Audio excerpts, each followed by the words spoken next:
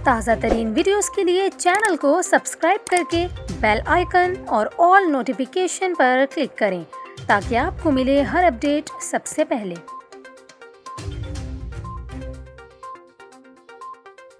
और यहाँ पर आपको अहम खबर देते चले, चलती ट्रेन की 2 बोगियां अचानक अलग हो गईं। आपको बताएं, लाहौर से कराची जाने वाली ट्रेन की 2 बोगियां अचानक अलग हुई, ताहम ट्रेन किसी बड़े हादसे से बाल बाल बच गई। आपको बताते चलें, ढहरकी में दाद लगारी फाटक के करीब मालबरदार ट्रेन की ये 2 बोगियां अलग हुई हैं।